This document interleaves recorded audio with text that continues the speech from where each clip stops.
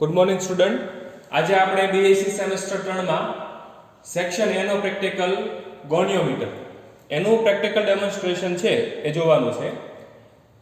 આ છે એ તમારું ગોનિયોમીટર છે. આ ગોનિયોમીટરની મદદથી આપણે સંયુક્ત લેન્સની કેન્દ્ર લંબાઈ છે એ કેટલી છે એની વેલ્યુ આપણે ફાઇન્ડ છે કરી શકશે. તો પ્રેક્ટિકલની શરૂઆત કરતા પહેલા સૌથી પહેલા તમારે જે ગોનિયોમીટર છે એનું જે દર્શક છે એને તમારે 0 0 પર સેટ છે કરવાનું છે. તો તે મને અહીંયા છે એ સ્કેલ છે દર્શાવેલો છે. એ સ્કેલ અને અહીંયા એક લાઈન ડ્રો કરેલી છે ટ્રાન્સપરન્ટ કાચની અંદર. એક લાઈનને તમારે 0 0 પર સેટ કરી અને આ નોબ છે એ તમારે ફિટ છે કરી દેવાનો છે. અને તમારું જે ગોનિયોમીટર છે એને તમારે આખું છે એ ખોલી નાખવાનું છે. ગોનિયોમીટરની ભુજાની લંબાઈ છે એની જે આર્મ છે એની લંબાઈ છે આપણે 40 સેન્ટીમીટર છે એ આપેલી છે. તો પ્રેક્ટિકલની શરૂઆત કરતા પહેલા આપણે જે બે લેન્સનું કોમ્બિનેશન છે લેવાનું છે એ બંને લેન્સની કેન્દ્ર લંબાઈ છે એ તમારે સૌથી પહેલા છે એ મેળવવી પડે. તો એ બંને લેન્સની કેન્દ્ર લંબાઈ મેળવવા માટે તમારે સૌથી પહેલા કોઈ એક લેન્સને છે એ પહેલા રીડરની અંદર છે મૂકવાની. એની પાછળ આ રીતે તમારી સ્કેલ છે એ મૂકેલી છે.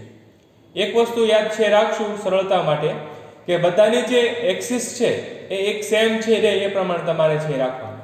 કારણ કે ગોનિયોમીટરની અંદર પણ લેન્સ આવેલો છે, અહીંયા પણ લેન્સ છે અને અહીંયા સ્કેલ છે. તો એ બધાના સેન્ટરમાંથી જે અક્ષ પસાર કરીએ આપણે તો એ અક્ષને સમાંતર છે એ તમારી બધી વસ્તુ છે એ રહે, કોઈ ઉપર કે કોઈ નીચે ન રહે એનું ખાસ ધ્યાન છે એ રાખશો. કારણ કે જો સ્કેલ છે એ તમે એટલી પોઝિશન ઉપર જે રાખશો તો પ્રેક્ટિકલ કરવાનો કોઈ મતલબ છે એ રહેતો નથી. એટલે આપણે છે એ વિવેક બુદ્ધિનો ઉપયોગ કરી અને જે હાઈટ છે આપણે ખાલી લેન્સની અને સ્કેલની હાઈટ જ એડજસ્ટ કરી શકશું. કારણ કે ગોનિયોમીટરની હાઈટ છે એ ફિક્સ છે. તો ગોનિયોમીટરની જે હાઈટ હોય એ હાઈટના મુજબ તમારે લેન્સ અને સ્કેલની હાઈટ છે એ પસંદ છે એ કરવાની કે જેથી કરીને એમાંથી જે એક્સિસ પસાર થતી હોય એ એક્ઝેક્ટ એના સેન્ટરમાંથી પસાર છે એ થાય કે જેથી કરીને તમે વધારે ઇઝીલી રીડિંગ છે એ લઈ શકો. તો આ જે લેન્સ છે એ લેન્સની કેન્દ્ર લંબાઈ છે તમારે કઈ રીતે ફાઇન્ડ કરવાની?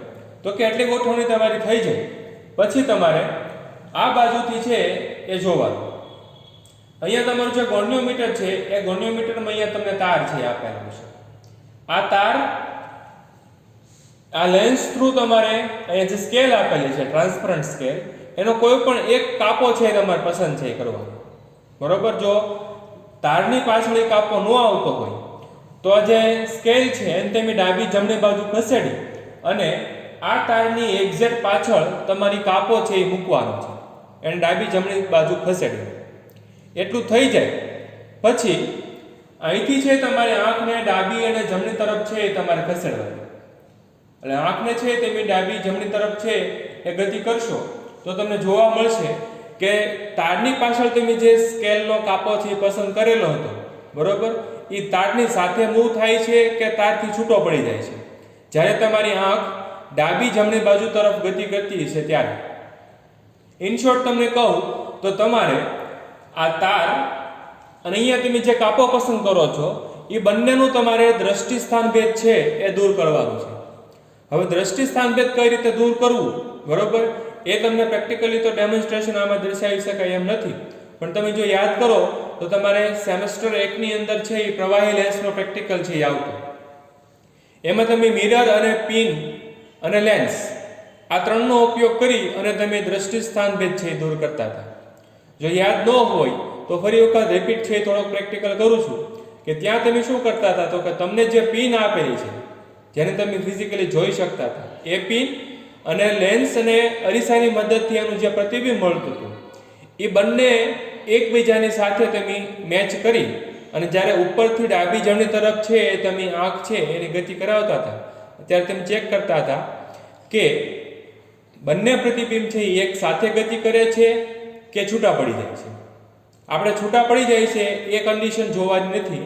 આપણે એવી કન્ડિશન ઉપર લંબાઈ છે તમે સેટ કરતા હતા પિનની કે જેથી કરીને પિન અને પિનનું પ્રતિબિંબ કે જેનું હેડ સાથે હેડ તમે મેચ કરેલું હતું એ ડાબી તરફ તમે ખસો આંખને કે આંખને જમણી તરફ ખસેડાવો. તમારું પિન અને પિનનું પ્રતિબિંબ છે એ છૂટું ન પડે એવી કોઈ એક લંબાઈએ તમે પિન છે એ સેટ કરી અને પછી એની તમે લંબાઈ છે એ મેઝર કરતા હતા. પણ અહીંયા પિન નથી, એનું પ્રતિબિંબ નથી. તો અહીંયા તમારે શું કરવાનું છે તો કે અહીંયા તમારે આ તાર અને સ્કેલ ઉપરનો કોઈ એક ડિવિઝન છે તમે પસંદ કરેલો હશે. તારની એક્ઝેક્ટ પાછળ સ્કેલને ડાબી જમણી તરફ ખસેડી અને તમે એને 0 ઉપર સેટ કરેલું હશે. એ 0 ઉપર છે એ તમારું સેટ થઈ જાય પછી તમે આંખની મદદથી ડાબી જમણી તરફ ખસશો અને જોશો કે તાર અને એની પાછળ જે પ્રતિબિંબ આવેલું છે સ્કેલનું એક સાથે ગતિ કરે છે કે છૂટું પડી જાય છે. જો છૂટું પડી જતું હોય તો તમારી જે સ્કેલ છે એને તમે આ રીતે આગળ પાછળ છે કરી શકો. બરોબર, સ્કેલને તમે આ રીતે આગળ પાછળ કરી ડાબી અને જમણી તરફ આંખને સતત ખસેડતા રહેવાની.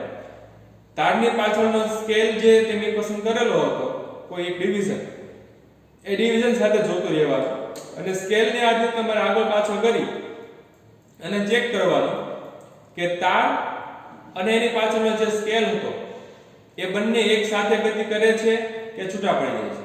જો છૂટા પડી જતા હોય તો ફરી વખત સ્કેલને થોડીક આગળ પાછળ કરી અને તમારે એને એક સાથે ગતિ કરે એ પ્રમાણે તમારે ગોઠવણી છે એ કરવાની છે. એટલે સ્કેલની મદદથી તમે સ્કેલને આગળ પાછળ છે લેશો અને તાર અને તારની મદદથી એની પાછળ તમે જે કોઈ એક ડિવિઝન પસંદ કરેલો છે સ્કેલ ઉપર એ કાપાનું તમે દ્રષ્ટિ સ્થાન ભેદ છે દૂર કરશો. બરોબર, અને ડાબી અને જમણી બંને તરફ જોતા બરોબર તમારી લેન્સની જે લિમિટ હોય એ લેન્સની લિમિટ સુધીમાં જો એ તાર અને સ્કેલના ડિવિઝનનું જે પ્રતિબિંબ હતું તમને દેખાતું હતું એ છૂટું ન પડતું હોય તો તમારું દ્રષ્ટિ સ્થાન ભેદ છે એ દૂર થઈ ગયેલું ગણે. અને આ દ્રષ્ટિ સ્થાન ભેદ છે એ તમારું દૂર થઈ જાય પછી તમારે લેન્સથી સ્કેલ સુધીનું અંતર છે એ મેઝર કરવાનું છે. એ લેન્સથી સ્કેલ સુધીનું જે અંતર છે એ એની કેન્દ્ર લંબાઈ છે એ આપશે. બરોબર, આ જ પ્રોસિજર છે એ તમારે બીજા લેન્સ માટે પણ કરવાની છે. પહેલો લેન્સ કાઢી એની જગ્યાએ તમારે બીજો લેન્સ છે મૂકવાનો અને બીજા લેન્સ માટે તમારે સેમ ફરી વખત દ્રષ્ટિ સ્થાન ભેદ છે એ દૂર કરવાનું છે. એટલે હવે તમને બંને લેન્સની કેન્દ્ર લંબાઈ છે એ ખબર પડી જશે. તમે લેન્સ અને સ્કેલ વચ્ચેનું અંતર છે એ માપી અને તમે એનું દ્રષ્ટિ સ્થાન ભેદ છે એ દૂર કરી અને તમે એની કેન્દ્ર લંબાઈ છે એ મેળવી શકો છો. હવે તમારે લેન્સનું સંયોજન છે એ બનાવવાનું છે. તો લેન્સનું સંયોજન છે તમે કઈ રીતે બનાવશો? તો આ રીતે છે એ તમારે બીજા જે રીડર છે એ બીજા રીડરની અંદર તમારે બીજો લેન્સ છે મૂકી દેવાનો. ટૂંકમાં તમારે બંને લેન્સ છે એ મૂકવાના છે અને એ બંને લેન્સ વચ્ચેનું તમારે અંતર છે એ ક્યાંક ફિક્સ રાખવાનું છે. આપણે એ અંતર છે એ અત્યારે 7 સેન્ટીમીટર છે એ ગોઠવેલું છે. ત્યારબાદ 9 સેન્ટીમીટર માટે અને પછી 11 સેન્ટીમીટર માટે આ પ્રેક્ટિકલ છે એ આપણે રિપીટ છે કરશું. તો બે લેન્સ વચ્ચેનું અંતર છે આપણે 7 સેન્ટીમીટર છે ફિક્સ રાખ્યું. આ લેન્સનું સંયોજન છે આપણે બનાવ્યું અને ફરી વખત હવે સંયુક્ત લેન્સ છે તમારો જે બન્યો એ સંયુક્ત લેન્સની મદદથી આપણે દ્રષ્ટિ સ્થાન ભેદ છે એ દૂર કરશું.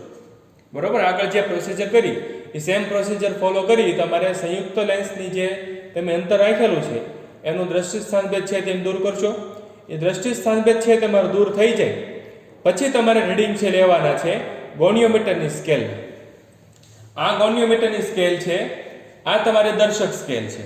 બરોબર, તો અહીંથી તમારે જોવાનું અત્યાર સુધી જ્યારે તમે દ્રષ્ટિ સ્થાન ભેદ દૂર કરતા હતા એ બધી જ પ્રોસિજર દરમિયાન તમારું જે આ નોબ હતું એ ટાઈટ હતું, 0 પર આપણે એને સેટ કરેલું હતું અને હવે આપણે એને છે એ લૂઝ છે કરી દેવાનું છે. એને લૂઝ કરી અને તમે અહીંથી છે એ ગોનિયોમીટર થ્રુ સ્કેલ ઉપર છે એ જોશો. આને મેં લૂઝ કરી દીધું. હવે સ્કેલ ઉપર છે એ તમારે ડાબી બાજુ અને જમણી બાજુ ક્રમશઃ જે કાપા સાથે તમે દ્રષ્ટિ સ્થાન ભેદ દૂર કર્યું છે એ કાપાથી ડાબી બાજુ 0.1 સેન્ટીમીટર અને ફરી પાછું 0.1 સેન્ટીમીટર અને એ જ પ્રમાણે જમણી સાઈડ જે કાપા સાથે દ્રષ્ટિ સ્થાન ભેદ દૂર કરેલું છે એનાથી જમણી તરફ 0.1 સેન્ટીમીટર અને ફરી વખત 0.1 સેન્ટીમીટર છે એ તમે ખસેડી અને તમારે ગોનિયોમીટરની સ્કેલ ઉપર તમને જે રીડિંગ આવતું હોય એ રીડિંગ છે તમારે મેઝર કરવાનું છે. એટલે અત્યારે બધી કન્ડિશન છે તમારી 0 ઉપર છે. હવે અહીંથી મારે સ્કેલને છે ઓબ્ઝર્વ કરવાની છે. સ્કેલ સાથે જે કાપો દ્રષ્ટિ સ્થાન ભેદ દૂર થયેલો છે એની ડાબી બાજુ તમે 0.1 સેન્ટીમીટર ખસશો. 0.1 સેન્ટીમીટર ક્યાં ખસવાનું છે તો કે આ ટ્રાન્સપરન્ટ સ્કેલ ઉપર. બરોબર, ટ્રાન્સપરન્ટ સ્કેલ ઉપર તમારે 0.1 સેન્ટીમીટર ડાબી બાજુ ખસવાનું છે. એ જ તમે 0.1 સેન્ટીમીટર ખસો તો એના પ્રમાણે ગોનિયોમીટર ઉપર તમે કેટલું ખસ્યા, કારણ કે ત્યાં પણ તમને સ્કેલ આપેલું છે. તો ટ્રાન્સપરન્ટ સ્કેલ ઉપર જ્યારે તમે ડાબી બાજુ 0.1 સેન્ટીમીટર ખસો છો ત્યારે ગોનિયોમીટરની જે સ્કેલ છે એની ઉપર કેટલું તમે ખસ્યા એ રીડિંગ છે તમારે મેઝર છે કરવાનું. ત્યારબાદ ફરી વખત ડાબી બાજુ ફરી પાછું 0.1 સેન્ટીમીટર છે ખસશું, એટલે ટોટલ 0.2 સેન્ટીમીટર ખસાઈ કહેવાય આપણે, બરોબર. તો એ 0.1 સેન્ટીમીટર જ્યારે તમે ફરી વખત ખસો છો એટલે કે 0.2 સેન્ટીમીટર માટે ગોનિયોમીટરની સ્કેલ ઉપર કેટલું તમે ડિવિઝન છે એ ખસ્યા એનું રીડિંગ છે એ તમારે નોટ ડાઉન છે કરવાનું છે. આ સેમ પ્રોસિજર છે એ તમે જમણી બાજુ પણ કરશો. હવે હું ફરી વખત ગોનિયોમીટરને 0 પર લાવીશ અને જમણી બાજુ 0.1 સેન્ટીમીટર ખસેડીશ. તો જમણી બાજુ ગોનિયોમીટર 0.1 સેન્ટીમીટર ખસે છે, પણ ક્યાં? તો કે સ્કેલ ઉપર તમારે 0.1 સેન્ટીમીટર ખસવાનું છે. તો સ્કેલ ઉપર 0.1 સેન્ટીમીટર ખસો તો એના પ્રમાણે ગોનિયોમીટરની સ્કેલ ઉપર કેટલું અંતર ખસ્યા એ તમારે નોટ ડાઉન કરવાનું. ફરી વખત 0.1 સેન્ટીમીટર ખસવાનું અને એ 0.1 સેન્ટીમીટર ખસો ત્યારે ગોનિયોમીટરના સ્કેલની ઉપર તમને જે રીડિંગ મળતું હોય એ તમારે છે એ નોટ ડાઉન છે કરવાનું, બરોબર. આવું તમે 0.1 સેન્ટીમીટર, 0.2 સેન્ટીમીટર અને 0.3 સેન્ટીમીટર સુધી રીડિંગ છે એ લઈ શકો છો. એનાથી વધારે રીડિંગ લેવાની જરૂર નથી. એટલું થઈ જાય પછી ફરી વખત તમારે ગોનિયોમીટરને 0 ઉપર સેટ કરી અને તમારે આ પોલ છે એને ટાઈટ છે કરી દેવાનું છે. અને હવે જે બે લેન્સ વચ્ચેનું અંતર છે એ બે લેન્સ વચ્ચેનું અંતર તમારે બદલવાનું. અત્યારે આપણે પ્રેક્ટિકલ છે એ 7 સેન્ટીમીટર માટે કર્યો હતો, તો હવે આ જે અંતર છે એ તમારે 9 સેન્ટીમીટર છે કરવાનું. એ 9 સેન્ટીમીટર કરી અને તમારે ફરી વખત દ્રષ્ટિ સ્થાન ભેદ છે એ દૂર કરવાનું છે. 9 સેન્ટીમીટરની મદદથી તમારું જે સંયુક્ત લેન્સ બનશે એનું તમારે દ્રષ્ટિ સ્થાન ભેદ છે દૂર કરવાનું.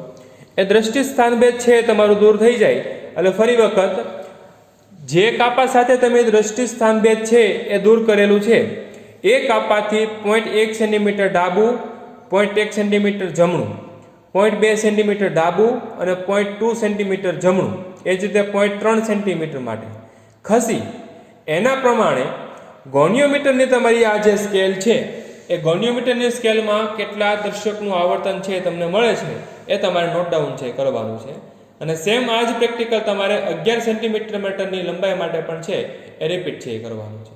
તો અલગ અલગ કોઈ પણ 3 લંબાઈ માટે તમારા પ્રેક્ટિકલ છે પરફોર્મ કરી અને થિયોરેટિકલી અને પ્રેક્ટિકલી તમારે સંયુક્ત લેન્સની કેન્દ્ર લંબાઈ છે એ મેઝર છે એ કરવાની છે, બરોબર.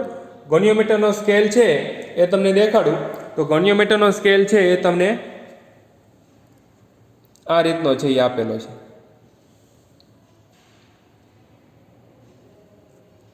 તો ટ્રાન્સપરન્ટ સ્કેલનું 0.1 સેન્ટીમીટરનું આવર્તન જ્યારે તમે આપશો ત્યારે ગોનિયોમીટરની આ જે સ્કેલ છે એમાં કેટલું આવર્તન છે એ આપે છે એ આવર્તન છે એ તમારે નોંધવાનું છે પોઈન્ટરનું, બરોબર. તમને અહીંયા સ્કેલ ઉપર છે એ અહીંયા તમને લાઈન છે એ ડ્રો કરેલી છે. એ લાઈનની મદદથી છે એ તમારે એક્ઝેક્ટ કઈ પોઝિશન ઉપર છે એ તમારે જોવાનું છે. તો આ રીતે છે એ તમે સંયુક્ત લેન્સની કેન્દ્ર લંબાઈ છે એ ગોનિયોમીટરની મદદથી છે એ તમે ફાઇન્ડ છે એ કરી શકો છો. તો અહીંયા છે એ તમારો ગોનિયોમીટરનો પ્રેક્ટિકલ છે એ કમ્પ્લીટ થાય છે. Thank you.